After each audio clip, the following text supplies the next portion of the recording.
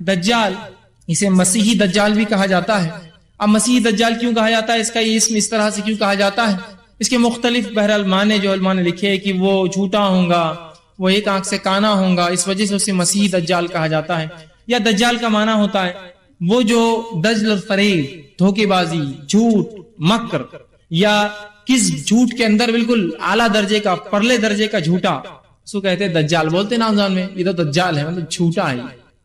تو یہ لفظ ہم سب جانتے ہیں، اس کے تعلق سے بہت ساری غلط فہمیاں ہیں۔ انشاءاللہ عزیز اس عنوان کے اندر میں نے جہاں تک ہو سکی کوشش کی ہے کہ تمام تر روایتیں آپ کے سامنے میں صحیح درجے یا حسن درجے کی رکھوں۔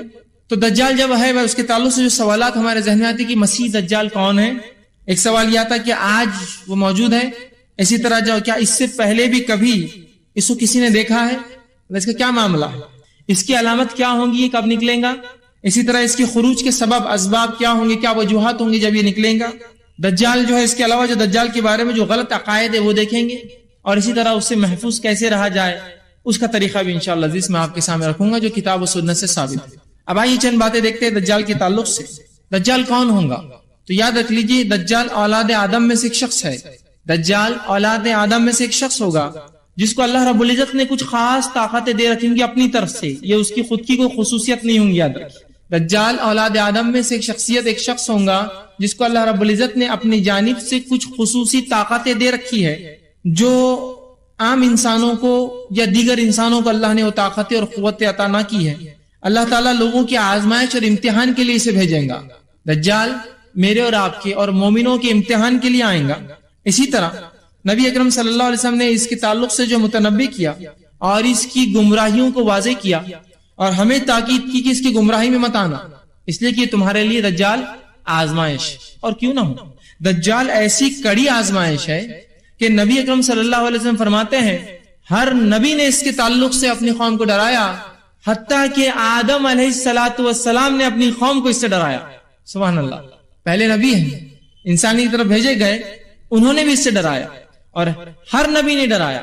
اور آپ صلی اللہ علیہ وسلم نے کہا لیکن کچھ باتیں میں تمہیں وہ بتاؤں گا جو اس سے پہلے کوئی نبی نہ بتا سکا، مطلب اللہ نے اسے نہیں بتائی وہ بات۔ کہا کہ دجال ایک آنکھ سے کانا ہوگا، اندھا ہوگا، ایک آنکھ خراب ہوں گی، اور یاد رکھنا تمہارا رب کانا نہیں ہے۔ اس سے مطلب یہ ہے کہ یاد رکھ لو وہ اپنے آپ کو رب اعلان کریں گا، تو اللہ کی اسماء و صفات کا علم حاصل کر لو اور جان لو کہ تمہارا رب کانا نہیں، وہ اندھا نہیں، اس کی ایک آنکھ خراب نہیں ہے۔ سمجھے آپ بات؟ یہ اضافی علم ہے جو اللہ کے رسول فرماتے مجھے ہی دیا گیا، اس سے پہلے نہیں تھا کسی کو۔ بہرحال تو دجال کے بارے میں جو معلومات ہے رکھنا ہمارے لیے انتہائی ضروری ہے، یاد رکھیے۔ نبی اکرم صلی اللہ علیہ وسلم کی حدیث ہے، حذیفہ بن یمان رضی اللہ عنہ فرماتے ہیں اور کہتے ہیں، صحیح بخاری کی روایت ہے کہ شر اور فتنوں کے تعلق سے جتنے سوالات میں کرتا تھا کوئی دوسرا صحابی نہیں کرتا تھا۔ ہر بار یہ کچھ نہ کچھ فتنوں کا سوال کرنے لگا، یہ کیسا ہوگا، وہ کیسا ہوگا، اس کا کیا معاملہ ہوگا۔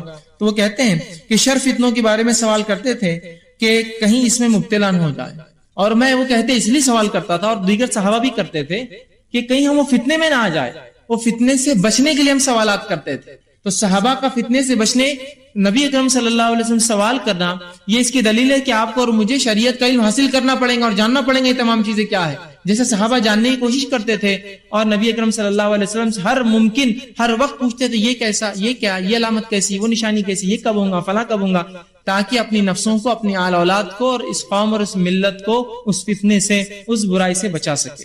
ٹھیک ہے، اسی طرح ہمارے لیے بھی جاننا بہت زیادہ ضروری ہے، اس لیے کہ دجال یہ دنیا میں جو فتنے جتنے بھیجے گئے ان فتنوں میں سب سے بڑا فتنہ ہے، سب سے بڑا۔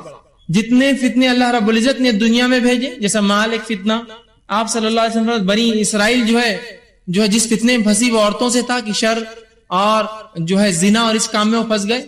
اس امت کے تعلق سے آپ نے فرمایا میری امت کا فتنہ مال ہے۔ تو ہر امت کا فتنہ ہوتا ہے، فتنوں کے درجے ہوتے ہیں، لیکن سب سے اونچا، سب سے بڑا، سب سے خطرناک فتنہ جو ہے وہ کیا ہے؟ دجال ہے، یاد رکھیے۔ تو کیا یہ بات جاننا ضروری نہیں ہمارے اور آپ کے لیے کہ وہ سب سے بڑے فتنے کو ہم جانیں وہ کیا ہے، اس کی حقیقت کو سمجھے، اس سے اپنے آپ کو بچانے کی کوشش کریں؟ لیکن ان تمام علامتوں سے پہلے یہ بات بھی اپنے ذہن میں رکھے کہ آپ ہر چیز کو پھر دجال سے جوڑنا نہ شروع کر دیں اور ہر کسی شخص میں دجال کو کھوجنا نہ شروع کر دیں۔ یہ ہوتا ہے جب بھی علامت قیامت کی بات ہوتی ہے، بس اس کے بعد سے آدمی کو ہر جگہ خوف ہوتا ہے۔ دیکھیے، خوف ہونا، فتنوں سے ڈرنا فطری بات ہے، ایک مومن فتنوں سے ڈرتا ہے، اس لیے کہ اس کے ایمان جانے کا مسئلہ ہوتا ہے۔ نبی اکرم صلی اللہ علیہ وسلم نے ایک مرتبہ صحابہ کو دجال کے بارے میں بتایا، نصیحتیں کی. حدیث میں روایت میں آتا ہے کہ اذان ہوئی فجر کی، نبی اکرم صلی اللہ علیہ وسلم فجر کے لیے آئے، فجر کے بعد آپ منبر پہ چڑھے اور اعلان کیا اور علامت قیامتیں بتائی، دجال کے فتنوں کے بارے میں بتایا، حتیٰ کہ ظہر ہو گئی، ظہر کی نماز پڑھی، نماز کے بعد پھر آپ کھڑے ہوئے، ظہر سے پھر ہمیں تاکیدیں کی، حتیٰ کہ عصر کر دی، عصر کے بعد پھر آپ کھڑے ہوئے، پھر ہمیں علامت قیامت اور نصیحتیں بتائی، حتیٰ کہ مغرب کر دی. جب رات ہونے لگی اور نبی اکرم صلی اللہ علیہ وسلم ہمیں بتاتے گئے تو صحابہ آپ سے ہم دیکھا صحابہ ڈر رہے ہیں اور گھبرا رہے ہیں. جب کھجوروں کے درخت پیچھے ہلنے لگے اندھیرے کے اندر تو اللہ کے رسول صلی اللہ علیہ وسلم فرمایا کہ گھبراؤ مت، اگر دجال میرے رہتے ہوئے آ گیا تو میں اس کو کافی ہو جاؤں گا، اور میرے بعد آیا تو اللہ ان مومنوں کی مدد کریں گا اور وہ اس کے لیے کافی آ جائیں گے. تو گویا صحابہ اس وقت ڈر رہے تھے، اس لیے کہ ہر شخص اپنے ایمان کے لیے ڈرتا ہی ہے، ہر شخص ڈرتا ہے، اس کو ڈر ہے اس کا ایمان نہ چلے جائے. تو صحابہ کا ڈر پتہ چلا یہ فطری ہے. تو ان علامتوں کو جاننا ضروری ہے. فتنوں کے ڈر سے ڈرنا ایک الگ چیز ہے، لیکن ہر چیز میں آپ دجال اس کی چال بازیاں نہ سمجھے، ورنہ ہوتا ہی ہے کہ جو کام بھی دنیا میں ہوتا ہے آپ کہتے ہیں ہاں یہ دجال کے ساتھی، دجال کے مکر و فریب میں پھنسے ہوئے لوگ، دجال کی قوم، دجال کی فوج، دجال کا فلاں، دجال کا یہ، ہر چیز کو جو ہے دجال سے جوڑ دیتے ہیں. ان باتوں کو جاننا اتنا بہت زیادہ ضروری بھی ہے. ایک مرتبہ یہ ہوا کہ ایک شخص مجھے ملے، کافی عمر رسیدہ تھے، مجھ سے بات کی، کہا آپ نوجوان ہیں، اللہ نے آپ کو صحت و طاقت دی ہے، کیا آپ اللہ کی راہ میں جہاد نہ کرنا چاہیں گے؟ میں نے کہا کیوں، موقع ملا تو ضرور. کہا بہت اچھی بات آپ نے کہی. کہا پھر میں آپ کو ایک پتے کی بات بتاتا ہوں. میں نے کہا کیا؟ تو کہا دجال آ چکا ہے. میں نے کہا سبحان اللہ، ابھی تک پتہ کیوں نہیں چلا؟ اور کافی قریب ہے وہ. میں نے کہا کتنا قریب ہے؟ تو کہا ناندڑ کے اطراف. میں نے کہا اچھا اتنے قریب آ چکا؟ ہاں. اور وہ بہت سنجیدہ تھے اس مسئلے میں. کہا ہاں اسی لیے تو میں نے آپ کی تعریف کی، آپ کی جوانی کی اور آپ کی صحت کی. تو ضرور، میں تو بوڑھا ہو گیا ہوں، پتہ نہیں اس کے آنے تک بچوں نہ بچوں، آپ ضرور جانا. میں نے کہا لیکن حدیثوں میں ناندڑ کا تذکرہ نہیں کہ دجال وہاں آئیں گا. نہیں کہا وہ فتنہ مچاتے ہوئے آ چکا ہے. تو میں نے کہا اس سے پہلے کون سی شہر میں فتنہ مچایا اس نے؟ تو کہا ہاں وہ تو نہیں پتا چلا، لیکن یہاں آ گیا پتا چل گیا. میں نے ایسا تو حدیث میں کہیں وارد نہیں. جہاں سے نکلیں گا اس کی وضاحتیں، جہاں جائیں گا اس کی وضاحتیں، کہاں نہیں جائیں گا اس کی وضاحتیں، کیا کریں گا اس کی وضاحتیں، کیا نہیں کر سکتا سب وضاحتیں. تو آپ نے تو سیدھا اس کو یہاں لا لیا. تو پھر تھوڑے وہ کشمکش میں آئے. کہا میں سوچ کر، میں نے کہا اور سوچیے ایک بار اور تذکرہ کیجئے اور معلومات ان ڈیپتھ نکالیے کہ اتنی بڑی خبر معلوم کیسے نہیں ہوئی. چھوٹی موٹی خبر، فلاں کتے نے کاٹ لیا، یہ پان کی پچکاری پھسل گیا، اس کے منہ پہ کیلا لگا، اس کو جوتا پڑتے پڑتے بچ گیا، دن بھر چلتی ہے. اتنی بڑی خبر دجال کا آنا اور میڈیا نے رپورٹ نہیں کیا، ایسے کیسے ہو سکتا؟ تو تھوڑے فکر مند ہو گئے. اتنا بھی کوئی ایسا معاملہ نہیں ہے کہ ہر جگہ دجال، ہر کسی اندھیرے کے پیچھے آپ دجال کو تصور کرے، ہر شخص میں دجال کی چال بازیاں تصور کرے، ہر انسان جو مسلمان کے خلاف کچھ کرے ہاں دجال کی فوج کا آدمی دکھتا ہے. یہ اس طرح سے بھی نہیں. اسی لیے ضروری ہے اس عنوان کو سمجھنا اور جاننا. آئیے آگے جو ہے جہاں دجال کی معلومات رکھنا ضروری ہے تاکہ اس کے مکر اور فریب، فتنے اور فساد سے ہم اپنی حفاظت کر سکیں. اسی طرح جو ہے یہ بات بھی جاننا ضروری کہ اللہ رب العزت جس کو بچانا چاہے وہی بچ سکتا ہے اس کے فتنوں سے. یہ بات بھی اپنی جگہ طے ہے.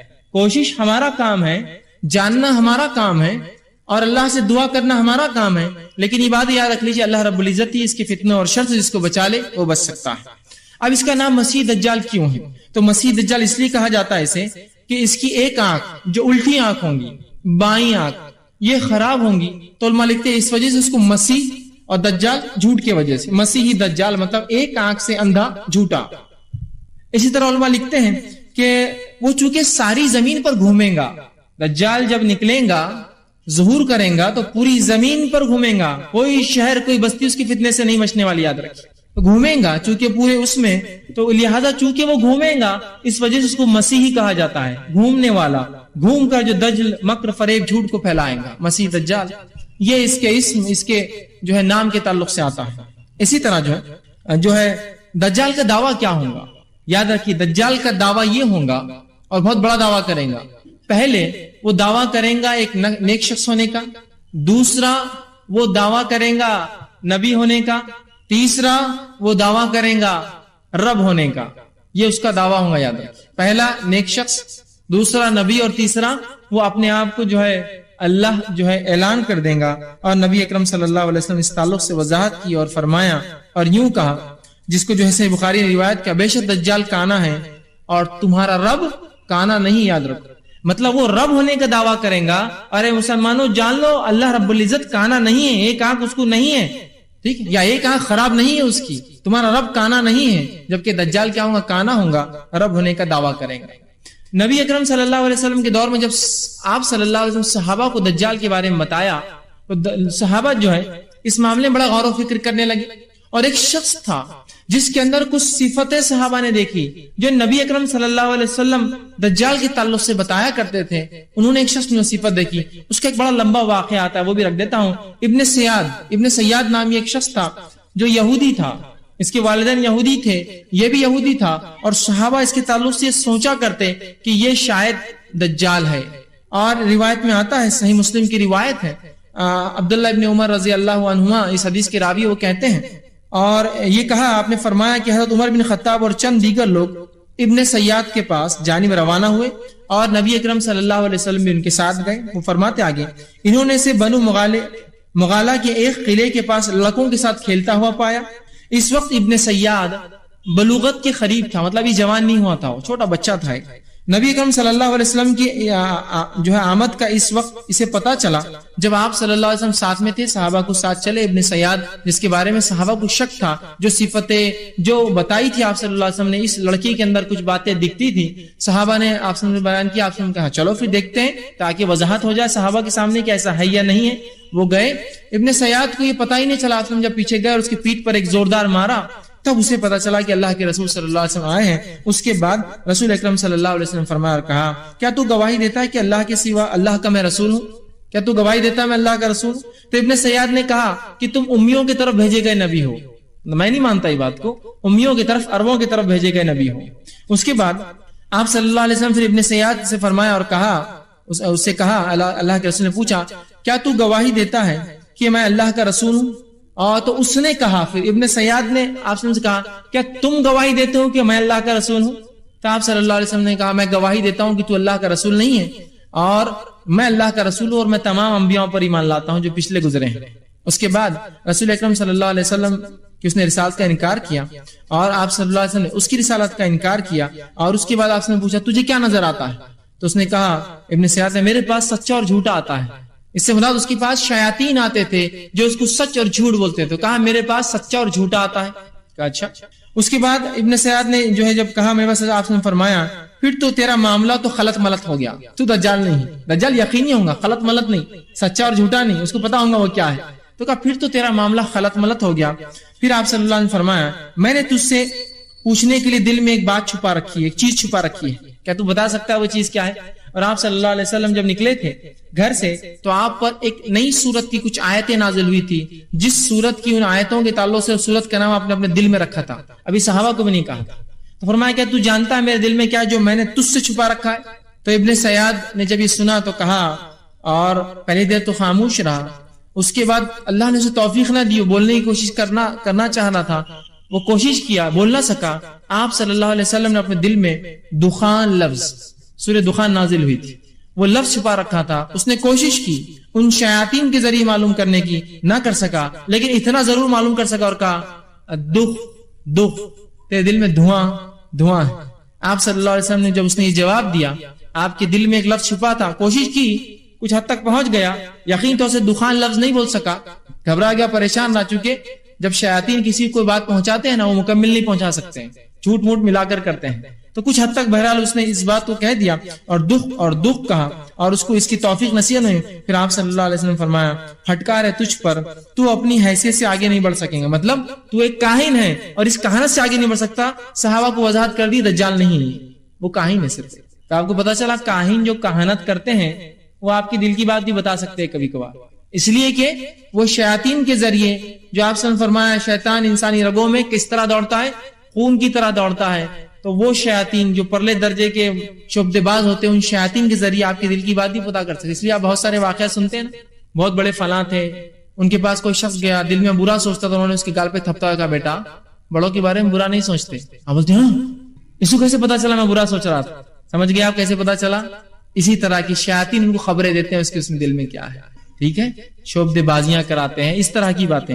تو آپ صلی اللہ علیہ وسلم کے دل میں دکھ تھا، چھپا کے لیے دخان تھا، بہرحال کچھ حد تک مکمل تو نہ بول پا، لیکن ضرور دکھ کے الفاظ کہے۔ اللہ نے اس کو مکمل بولنے کی توفیق نہ دی، لیکن صحابہ کا جو ایک غلط فہمی تھی کہ ابن سیاد جو ہے یہ دجال ہے، وہ معاملہ وہ ہو گیا۔ اس کے بعد آگے کی روایت آتی ہے، سالم بن عبداللہ بن عمر جو ہے فرماتے ہیں، کہتے ہیں کہ عمر بن عبداللہ نے ان کے والد نے ان سے فرمایا کہ آپ صلی اللہ علیہ وسلم اس کے بعد ابن سیاد جب گھر جا کے سو گیا، لیٹ گیا، کیونکہ صحابہ کا بھی تھوڑا شک تھا، آپ سمجھ چاہتے تھے کہ کنفرم ہو جائے، چھپتے چھپتے اس سے گھر کے پاس گئے اور مختلف اس کے کھیت میں پہنچے، وہ سو رہا تھا، اس کی ماں جو ہے کچھ کام کر رہی تھی، اور جھاڑوں کے پیچھے چھپتے ہوئے حضرت عمر ان کے ساتھ رضی اللہ عنہ چھپتے ہوئے ابن سیاد تک پہنچنے لگے۔ اتنے میں اس کی ماں نے دیکھ لیا اور کہا ابن سیاد، جو اس کا نام صاف تھا، صاف جو ہے محمد جو ہے تمہیں جو ہے دیکھ رہے ہیں۔ تو اللہ کے رسول صلی اللہ علیہ وسلم فرمایا اگر اس کی ماں بیچ میں دخل نہ دیتی تو پھر تو معاملہ اس کا پورا آج کھل ہی جاتا کہ یہ کیا ہے، کیونکہ وہ کچھ نیند میں بڑبڑا رہا تھا، آپ سے وہ سننا چاہتے تھے کیا بڑبڑاتا ہے۔ بہرحال لیکن آپ صلی اللہ علیہ وسلم گئے، پھر اس سے وہی سوالات کی جو پہلے کیے تھے، کیا تو یہ اس چیز کا جو ہے گواہی دیتا ہے میں اللہ کا رسول؟ اس نے کہا کیا تم گواہی دیتے ہو کہ میں اللہ کا رسول؟ بہرحال پورا معاملہ آپ نے فرمایا کہ ایک شعبدے باز ہے، اس سے زیادہ بہرحال ابن سیاد اور کچھ نہیں تھا۔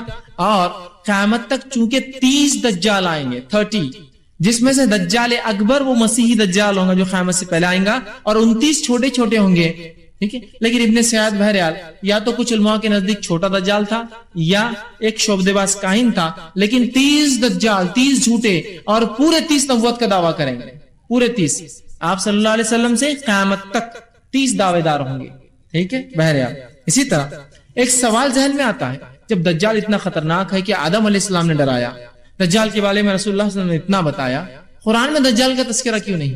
علامہ ابن کثیر رحمہ اللہ اس کے تعلق سے بڑی بہترین بات لکھتے اور کہتے ہیں دجال کے فتنے سے صرف وہی شخص بچ سکتا ہے، دجال کے فتنے سے صرف وہی شخص بچ سکتا ہے جو احادیث رسول کو ماننے والا ہو، ورنہ اتنے بڑے فتنے سے وہ نہیں بچ سکیں گے۔ یاد رکھیں بہت سے لوگ ہوتے ہیں نا منکر حدیث ہوتے ہیں، وہ اپنے آپ کو بہرحال کہتے ہیں اہل قرآن، اہل قرآن نہیں ہوتے ہیں، منکر حدیث صحیح لفظ ہے ان کے لیے، حدیث کے انکار کرنے والے ہوتے ہیں، وہ کہتے ہیں قرآن ہمارے لیے کافی ہے۔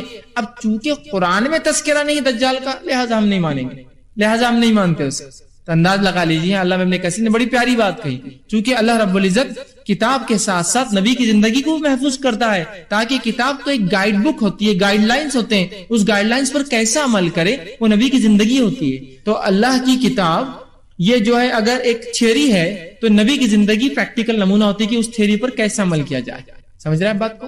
تو بہرحال جو نبی کی سنت پر عمل کریں گا، حدیث رسول کے ماننے والا ہوں گا، وہی بچ سکیں گا، ورنہ باقی تو پھر ڈوب جائیں گے اسی چکر میں کہ قرآن میں نہیں۔ اور واقعتاً قرآن میں بہت ساری باتیں نہیں علامت قیامت کے تعلق سے، چند باتیں تو ہے عیسیٰ علیہ السلام کا آنا، یاجوج و ماجوج کا خروج ہونا، زمین سے جانور کا نکلنا، سورج کا مغرب سے نکلنا، کچھ ہے سب نہیں ہے، لیکن تو اس میں سے یہ بھی ایک بڑی نشانی موجود نہیں ہے۔ تو بہت سے لوگوں ایک شبہ ہوتا ہے، شبہ کا جو بہرحال آپ ازالہ کر لیں، ٹھیک ہے۔ اسی طرح آپ صلی اللہ علیہ وسلم نے 10 نشانیاں فرمائی کہ قیامت سے پہلے 10 نشانیاں آئیں گی، اور یہ 10 نشانیوں میں جب ایک آ جائیں گی تو باقی ایسے آئیں گی جیسا مالا ٹوٹنے کے بعد موتی ایک کے بعد ایک کھسکنا شروع ہو جاتا ہے، بالکل فوراً ایک کے بعد ایک، ٹھیک۔ اسی طرح جو ہے اللہ کے رسول صلی اللہ علیہ وسلم فرماتے ہیں، حضرت ابو ہریرہ رضی اللہ عنہ حدیث کے راوی ہے، آپ نے فرمایا کہ صحیح مسلم کی روایت ہے، 3 چیزیں جب ظاہر ہو جائیں گی تو کسی شخص کا ایمان لانا اس کو فائدہ نہ دے گا، اس سے پہلے اگر ایمان نہ لا چکا ہو، سورج کا مغرب سے طلوع ہونا، دجال کا نکلنا، اور زمین سے بڑے جانور کا نکلنا، ان 3 چیزوں سے پہلے ایمان ضروری ہے، ورنہ ایمان کوئی فائدہ مند نہ ہوگا۔ اسی طرح ہم دیکھتے ہیں کہ عبداللہ ابن عمر رضی اللہ عنہ حدیث کے راوی آپ فرماتے ہیں اور کہتے ہیں، صحیح مسلم کی روایت ہے کہ ایک روز آپ صلی اللہ علیہ وسلم نے لوگوں سے خطاب کیا کھڑے ہوئے، اور آپ صلی اللہ علیہ وسلم نے جو ہے اللہ رب العزت کی حمد و ثنا کی اور فرمایا میں تمہیں اس سے ڈرا رہا ہوں، اور ہر نبی نے اپنی قوم کو اس سے ڈرایا ہے، میں تمہیں دجال سے ڈراتا ہوں اور ہر نبی نے اپنی قوم کو ڈرایا ہے، لیکن میں ایک ایسی بات تمہیں بتاؤں گا جو اس سے پہلے انبیاء نے نہیں بتایا، اور کہا تو جو ہے دجال کا آنا ہے، اور یاد رکھو تمہارا رب کا آنا نہیں ہے، ٹھیک ہے۔ تو یہاں اللہ کے رسول سے وضاحت کی۔ اسی طرح خروج دجال، دجال کے نکلنے سے پہلے کیا معاملات ہوں گے، کیا واقعات ہوں گے، کیا حالات ہوں گے دنیا کے، ذرا وہ بھی دیکھ لیتے ہیں۔ تو خروج دجال سے پہلے نافع بن عتبہ بن ابی وقاص رضی اللہ عنہ یہ فرماتے ہیں اور کہتے ہیں آپ صلی اللہ علیہ وسلم فرمایا اور کہا تم جزیرے عرب میں جنگ کرو گے۔ ان حدیث کی وضاحت ویسے میں نے پہلے کی ہے جو امام مہدی کے اس میں نہیں تھی، ورنہ پھر ایک خالی مختصر سا پھر بریفنگز دے رہا ہوں کہ آپ صلی اللہ علیہ وسلم چونکہ بہت طویل واقعات ہیں جو گزر گئے ہیں، جو امام مہدی کے ہم نے پچھلے کڑی میں دیکھ لی ہے، اس کے اندر بہرحال مختصر دہراتا ہوں۔ تو تم عرب میں پر حملہ کرو گے، امام مہدی آئیں گے، تم ان کے ساتھ مل کر حملہ کرو گے اور فتح یابی حاصل ہوگی۔ پھر تم جو آپ سے فرماتے تم ایران پر حملہ کرو گے، اللہ فتح دیں گا۔ پھر تم جو ہے اس کے بعد آپ فرماتے جو ہے تم جو ہے رومیوں پہ حملہ کرو گے اللہ تعالیٰ تمہیں فتح عطا فرمائے گا، پھر تم دجال سے جنگ کرو گے اللہ تعالیٰ اس پر بھی تمہیں فتح عطا فرمائے گا۔ تو یہ سلسلہ ہوگا کہ مسلمانوں کی جنگیں ہوں گی، امام مہدی ہوں گے، مسلمان ایران عراق سے لڑیں گے اور مسلمان روم سے لڑیں گے، اور خود جزیرۃ العرب کے اندر چونکہ برائی پھیل جائیں گی، پہلے وہی جنگ ہوں گی، اس کو ختم کیا جائے گا، اور اس کے بعد جو ہے دجال کا فتنہ نکلے گا۔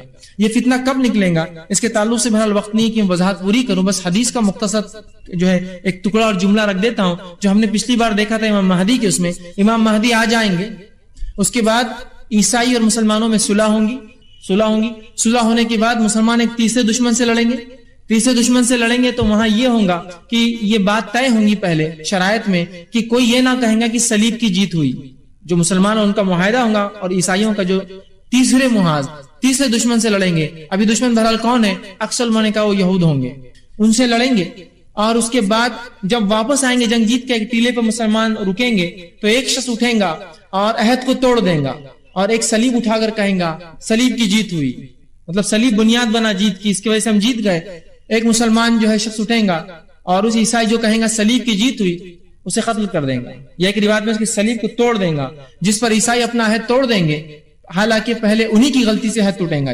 ان کا پہلے عہد ہو چکا ہوگا۔ اب مسلمان ان سے جنگ لڑیں گے، کئی جنگیں ہوں گی جن میں بہت سے عیسائی بھی قیدی بن کے مسلمان کے پاس آئیں گے، اور یہ مسلمان ہو جائیں گے اور مل کر مسلمانوں کے ساتھ پھر عیسائیوں سے لڑیں گے۔ یہ جنگ کا معاملہ چل رہا ہوگا، مسلمان پھر اس جنگ کو جیتیں گے۔ اس جنگ میں جو لشکر جائے گا مدینے سے نکلیں گا، اس لشکر کے 3 حصے ہو جائیں گے، ایک حصہ تو جب سامنے والی فوج کو دیکھیں گا ڈر کر بھاگ جائیں گے، اللہ کے فرماتے ہیں ان کی اللہ توبہ کبھی قبول نہیں کریں گے۔ دوسرا لشکر وہ ہوگا جو لڑیں گا، مطلب 1/3 بھاگ جائیں گا، اب 2/3 لڑیں گے، جس میں سے 1/3 مارے جائیں گے اور 1/3 انتقال کر جائیں گے، شہید ہو جائیں گے، اور اللہ کے نزدیک یہ سب سے بہترین شہید ہوں گے۔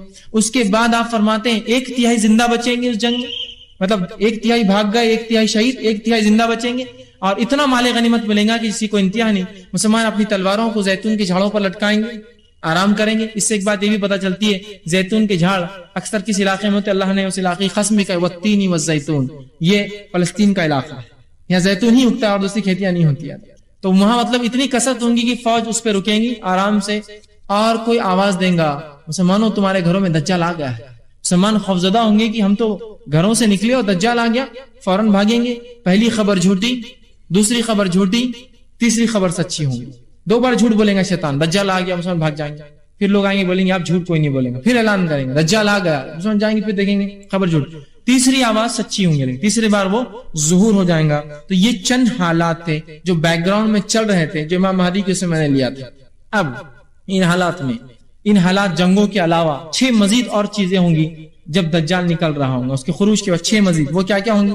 سب سے پہلے آپ صلی اللہ علیہ وسلم فرماتے ہیں، جو حضرت جو ہے راشد بن سعد رضی اللہ عنہ حدیث کے راوی وہ کہتے ہیں، مسند احمد کی روایت ہے، جب جو ہے استخر فتح ہوا تو ایک منادی نے اعلان کیا خبردار ہو جاؤ دجال ظاہر ہو چکا ہے۔ اب یہ ایک شہر ہے استخر، اس کا نام حدیث میں آتا ہے۔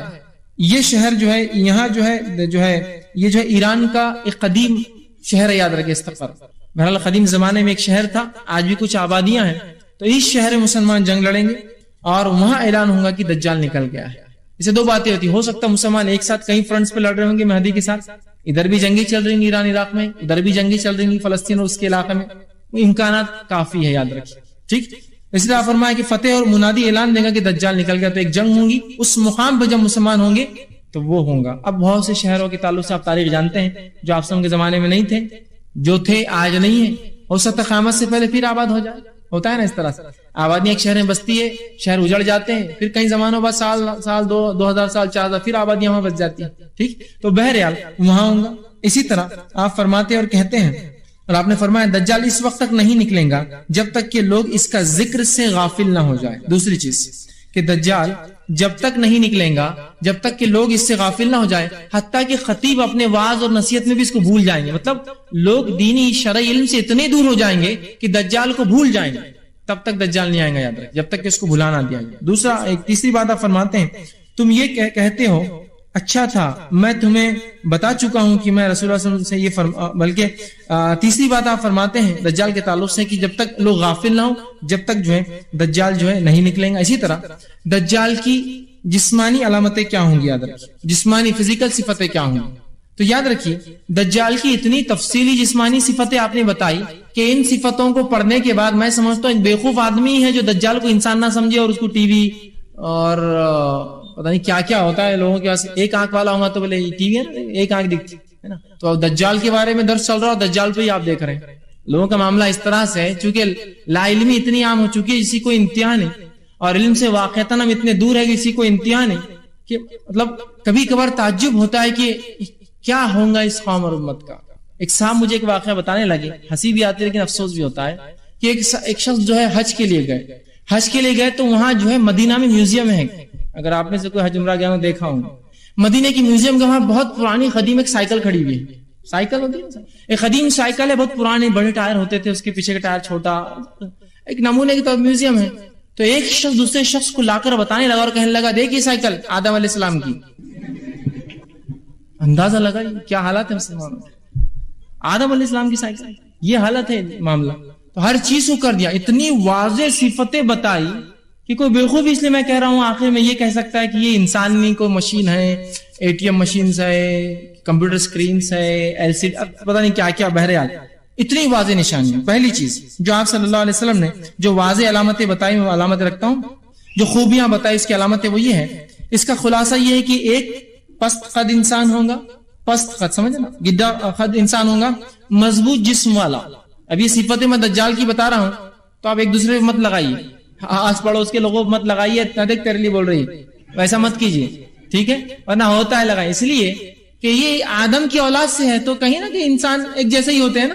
اس لیے کہ آپ سمجھ میں صحابی کو ایک خطاب کر رکھا وہ اس صحابی سے ملتا جلتا ہے. اس کا مطلب یہ نہیں کہ کوئی برائی ہے، گڈا ہونا، صحت مند ہونا، یہ ہرگز نہیں، لیکن اس کے اوصاف آدم کے بیٹوں میں ایسے اوصاف ہوں گے.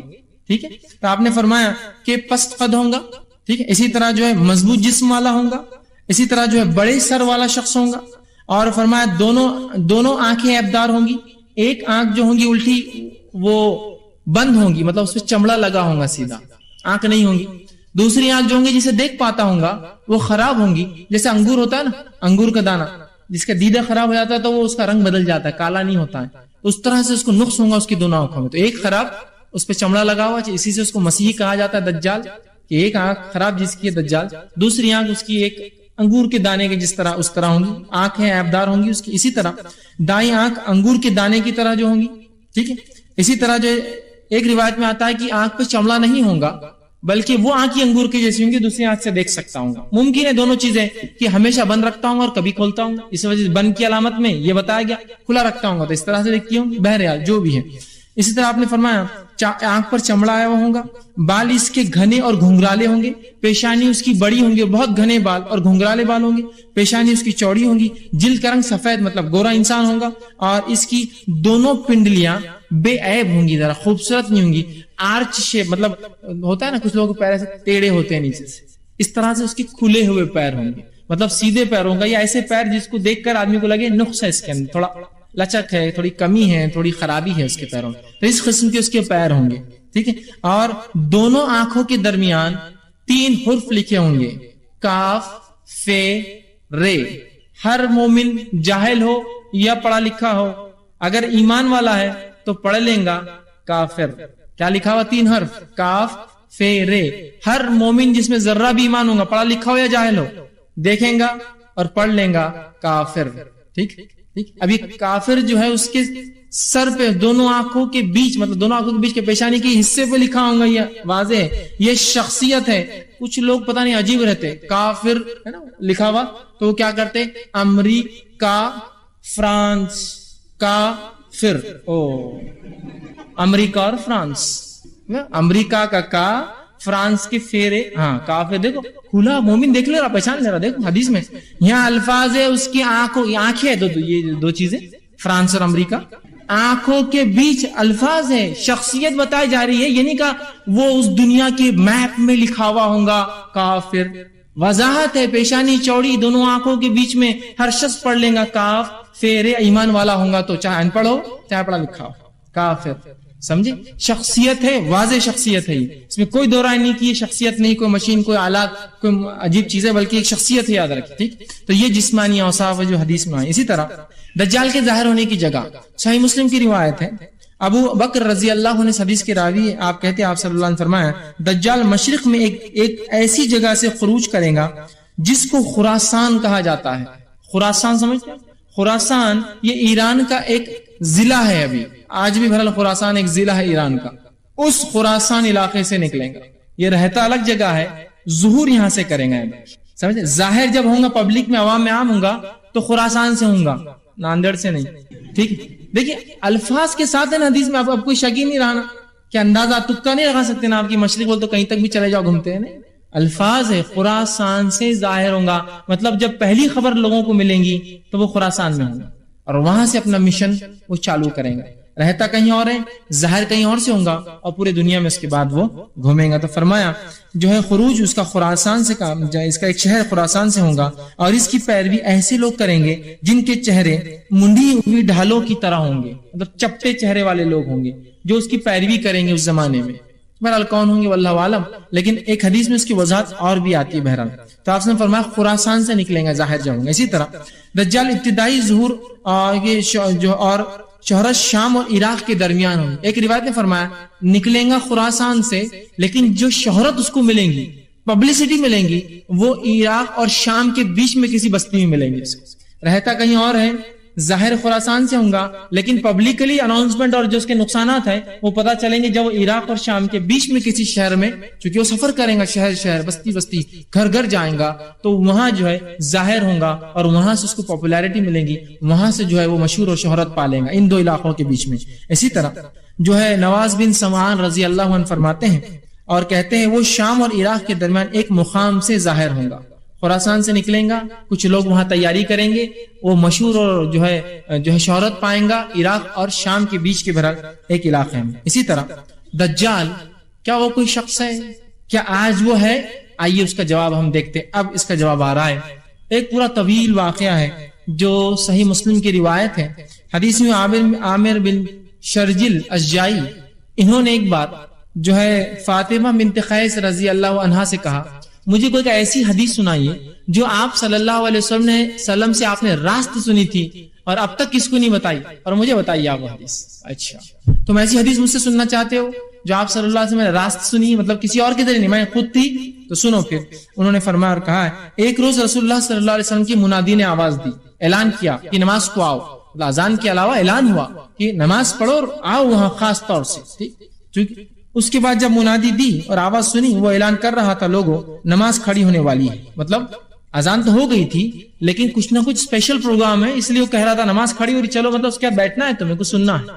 اس کے بعد وہ کہتی ہے کہ یہ سن کر میں بھی مسجد چلی گئی، اور جب میں صف میں کھڑی ہوئی تو مردوں کے بعد کی جو عورتوں کی پہلی صف تھی اس میں تھی، مطلب ایک دم فور فرنٹ، میں سب سے سامنے بیٹھی اور سن رہی تھی یہ سب چیز۔ جب آپ صلی اللہ علیہ وسلم نماز پڑھ چکے اور نماز پڑھنے سے آپ فارغ ہوئے تو آپ ممبر پر جلوہ افروز ہوئے، ممبر پر بیٹھے چڑھ کر، اور آپ صلی اللہ علیہ وسلم جو ہے آپ کا چہرہ خوشنما تھا، آپ کے چہرے پر مسکراہٹ تھی، آپ کے چہرے پر تبسم تھی، مسکراہٹ تھی، آپ خوش تھے، جیسا کوئی چیز کی تصدیق ہو رہی، ہاں یہی تھا، ایسے ہی معاملہ تھا، خوش تھے آپ۔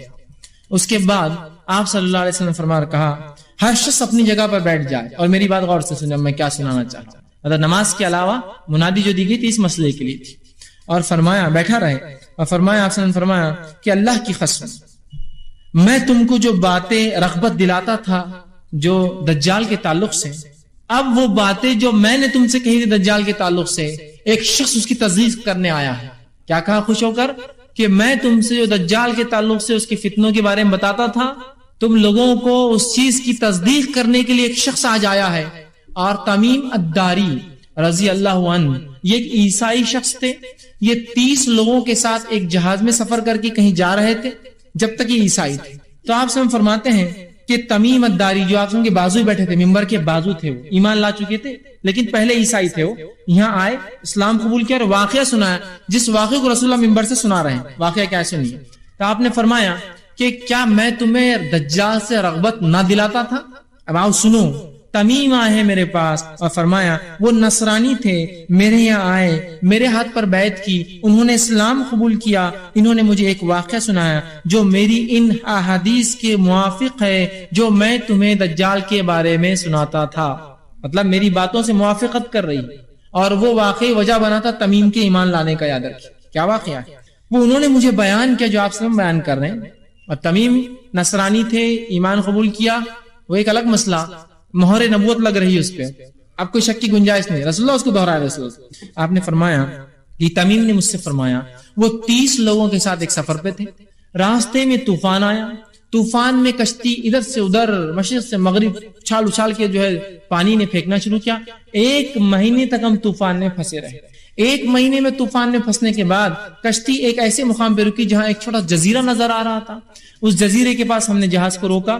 کچھ لوگوں نے چھوٹی کشتی ہوتی ہے نا, جہاز میں چھوٹی کشتی ہوتی ہے, بہت سی جگہ جزیرے جو ہوتے ہیں وہاں ساحل برابر نہیں ہوتا, تو ہم نے کشتی نکالی. کشتی میں ہم لوگ سوار ہوئے, اس جزیرے کی طرف گئے. جب ہم جزیرے کی طرف گئے اور وہاں اترے تو ایک ایسی چیز اور ایسی شے ہمارے سامنے آئی, اور اس کے آنکھ پر اتنے بال تھے کہ اس کا اگلا اور پچھلا ہم کو سمجھ میں نہیں آتا تھا وہ کیا ہے. ہم نے کہا اے شخص تجھ پر لعنت ہو, کون ہے تو؟ مطلب تیرا نہ اگلا سمجھتا ہے نہ تیرا پچھلا سمجھتا ہے. مطلب اس کے جسم پر اتنے زیادہ بال تھے کہ تعجب اور حیرانی سے انہوں نے کہا کہ لعنت ہے تجھ پر منوس, کیسا تو انسان ہے, تیرا اگلا پچھلا کو سمجھتا نہیں, تو ہے بھی کیا چیز؟ تو اس نے کہا میرا نام جساسا ہے. تو نے کہا جساسا؟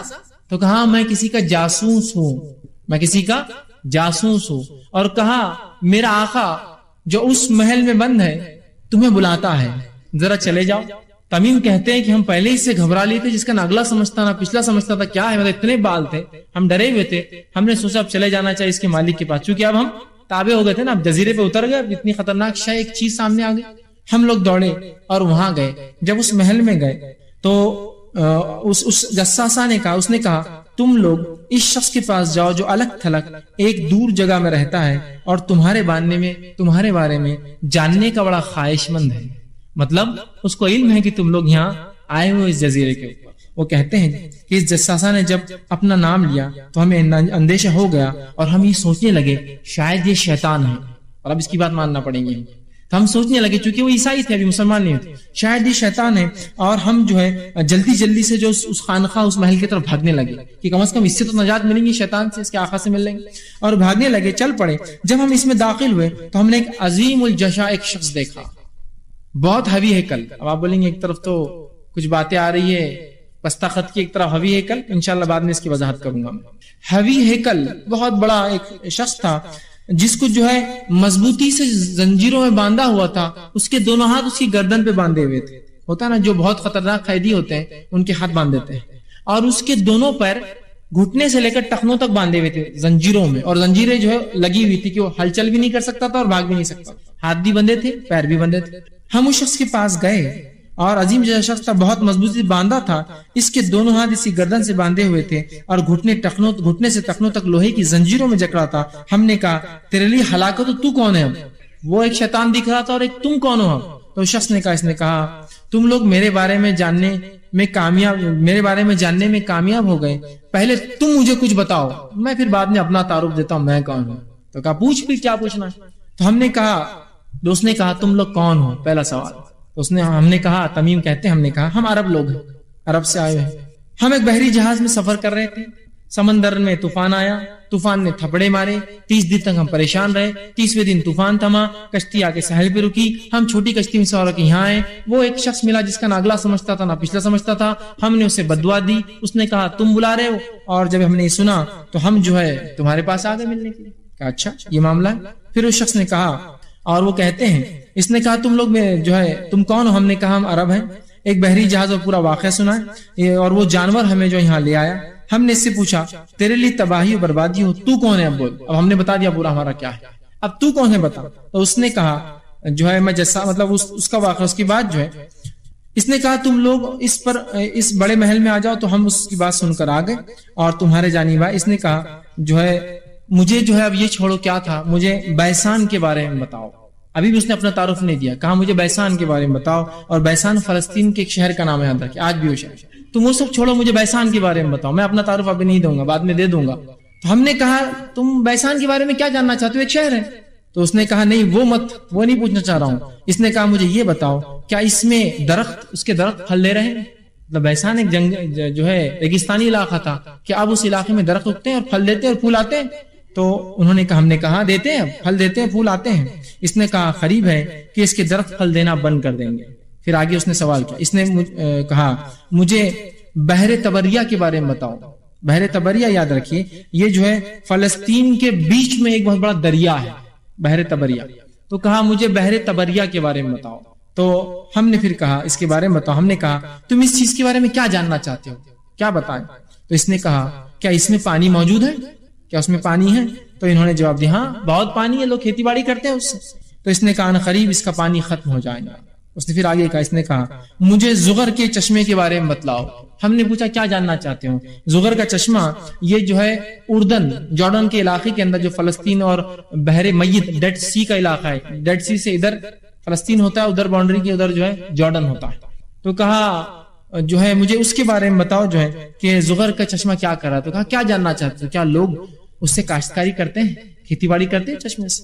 تو انہوں نے کہا ہاں اس چشمے سے لوگ کھیتی باڑی کرتے ہیں, خوب پانی نکلتا ہے. ہم نے کہا ہاں اس چشمے میں بہت پانی ہے اور اس کے باشندے کاشتکاری بھی کرتے ہیں. اس نے کہا مجھے بتاؤ کہ ان ان پڑھ امیوں کے نبی کا کیا معاملہ ہے. چوتھا سوال, ان ان پڑھ مطلب عربوں, عرب امی کہتے ہیں اپنے آپ کو, ان امیوں کے نبی کا کیا معاملہ ہے.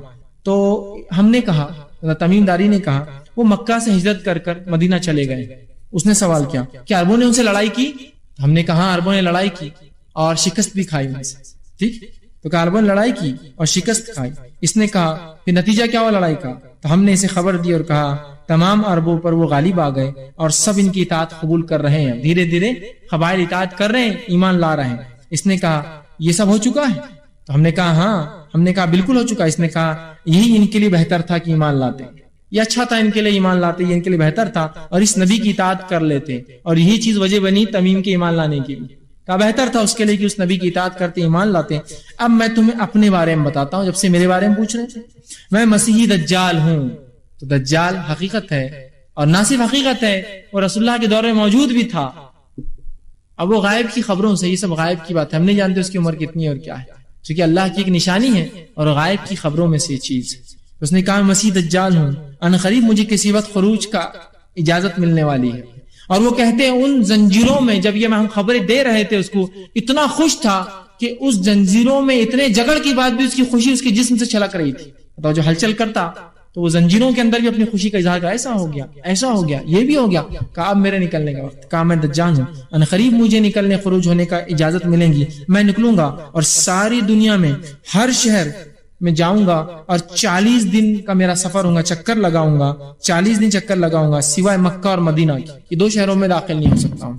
اور فرمایا یہ 2 شہر مجھ پر حرام کر دیے گئے ہیں, ان میں سے کسی بھی شہر میں اگر میں داخل ہونے کی کوشش کروں گا تو میرا سامنا فرشتوں سے ہوگا جو ننگی تلوار لیے کھڑے ہوں گے اور مجھے وہ قتل کر دیں گے. مجھے ان شہروں میں داخلہ جو ہے سے روک دیا گیا ہے. مکہ اور مدینہ میں اس کے تمام راستوں پر فرشتے کھڑے ہوں گے, میں صرف ان 2 شہر چھوڑ کر سب جگہ جاؤں گا. فاطمہ بنت قیس رضی اللہ عنہا فرماتی ہے آپ صلی اللہ علیہ وسلم نے اپنا عصا, آپ تقریر دیتے ایک لکڑی تھی عصا, لے کر زمین پہ مارا اور کہا ہاذا طیب, یہ ہے مدینہ طیب. اس لیے مدینہ کو طیبہ کہا جاتا ہے. وہ ایسی جگہ ہے جہاں دجال داخل نہیں ہو سکتا. تو کہا میں نہیں کہتا تھا یہ طیب ہے, اور 3 مرتبہ آپ نے مار کے کہا کیا میں نہیں کہتا تھا یہ طیب ہے, یہ طیب ہے, مطلب یہاں دجال داخل نہیں ہوگا. اور اس کے بعد جو وہ فرماتی ہے آپ نے یہ کہا اور جو ہے فرمایا کیا یہ بات میں تم سے پہلے نہیں کہہ رہا تھا, جس کی تمیم بھی دیکھو آج تصدیق کر رہے ہیں, چاہ کے آئے انہوں نے دیکھ لیا اس چیز کو. اور لوگوں نے کہا جی ہاں, آپ صحابہ نے کہا آپ نے یہ بتایا تھا. آپ نے فرمایا مجھے تمیم داری کی بات اچھی لگی کیونکہ وہ میری اس بات کے مطابق تھی جو میں دجال کے بارے میں مکہ اور مدینہ کے متعلق تم سے بیان کرتا ہوں. خبردار ہو جاؤ, دجال شام اور یمن کے سمندر کے بیچ میں کہیں ہے. رہنے کی جگہ شام اور یمن کا سمندر. شام کا سمندر ریڈ سی ہوتا ہے جو کہ افریقہ کے اوپر جو یورپ سے جا کے ٹچ ہوتا ہے وہ ہوتا ہے, اور یمن کا سمندر وہ نچلا حصہ ہے جو عربین سی ہوتا ہے. یاد رکھیے وہ میڈیٹرین سی کہلاتا ہے یا ریڈ سی کہتے ہیں, اور یہ جو ہے بحر احمر, اور یہ جو ہے عربین سی, ان کے بیچ میں جو یمن اور شام کی کہیں بیچ میں جزیرے میں وہ ہے سمندر میں, بلکہ وہ مشرق کی جانب ہے, مطلب نکلیں گا تو مشرق کی جانب سے رہتا ہے. اس علاقے میں وہ مشرق کی جانب ہے. اور آپ صلی اللہ علیہ وسلم نے اپنے ہاتھ کو مشرق کی طرف اشارہ کیا, اور مدینہ سے مشرق کی طرف اشارہ وہ عراق کی طرف اشارہ ہوتا ہے, مطلب وہ خراسان والی روایت جو پہلے میں آپ سے بیان کر چکا ہوں. یہاں